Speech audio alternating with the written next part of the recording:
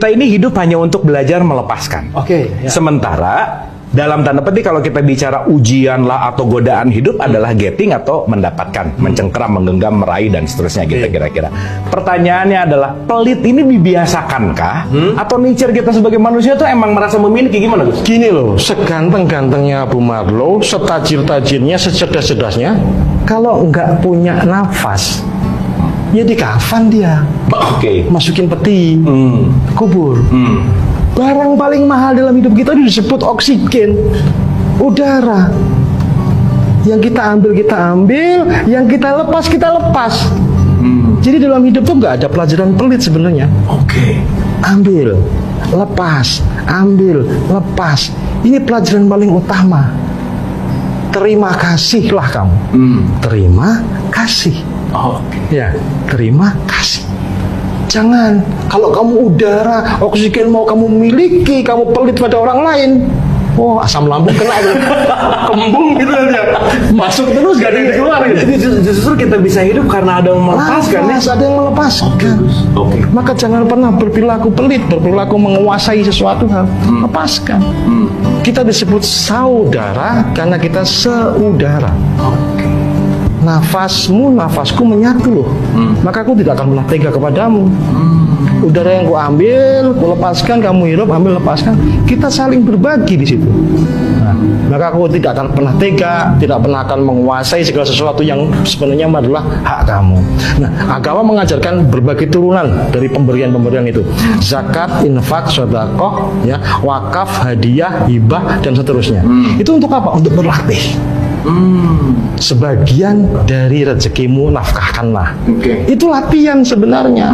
Cuman seringkali orang-orang yang pintar matematika tapi kurang belajar matematika meletakkan itu sebagai pengeluaran. 100% keluar 2,5%. Atau jangan terlalu banyak memberilah, kita perlu begini kan pengeluaran. Bukan, itu pemasukan. Semakin banyak engkau memberi kepada orang lain, investasi akhiratmu lebih gede. Itu pemasukan dalam wujud yang tidak bisa kamu nominalkan. Itu value. Ya, maka rajin-rajinlah bersedekah. Sudah tahu nomor rekening saya kan? Rajin-rajinlah. itu keren juga. Jadi kadang-kadang hukum dunia sama hukum akhirat itu paradoks terbalik gitu ya. Iya. Kita melihat di dunia bahwa orang yang segala punya kaya.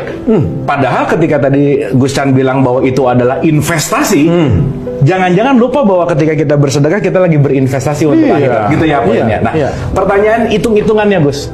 Kadang-kadang kan ya 2,5%, 10%. Ngerasa 2,5% tuh udah wah luar biasa gitu. Gimana tuh supaya kita benar-benar ikhlas, Gus? Ya. Jangan menyangka apa yang sudah kamu pegang itu milikmu. Belum tentu. Ya. Itu orang-orang yang tadi panitianya ini menyediakan uangnya untuk membeli makanan minuman kita, apakah mereka makan dan minum? Belum tentu juga. Ternyata mereka bekerja untuk memberi makan minum kita. Jadi apa yang sudah sampai pada tangan kita itu belum tentu milik kita. Harus dicek ulang. Maka ketika kita makan dan minum selalu harus menyebut nama Tuhan, ya, yang Maha Pengasih lagi Maha Penyayang, karena ada peristiwa panjang di situ. Ada keajaiban terus-menerus.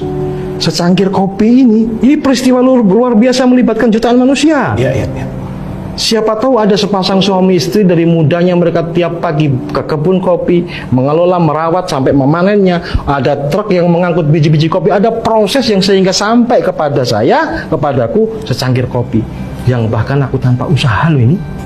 Berdoa enggak, berusaha enggak, kok Allah kirimkan secangkir kopi. Ini ceritanya bagaimana? Banyak peristiwa tidak logis dalam kehidupan. Ya. Keren-kerennya kamu pakai logika, hasilnya tetap rasa. Logikanya nih kita harus pakai skrip, pakai begini, pakai begini. Hasilnya apa? Wih keren nih, puas gua. Rasa. Ya, arsitek bikin gambar, bangunan segede itu melibatkan ribuan manusia. Wah kok jadinya gini ya? Kecewa gua. Maka kehidupan sesungguhnya peristiwa rasa. Dan oleh karena itu kita harus mengolah rasa. Wah.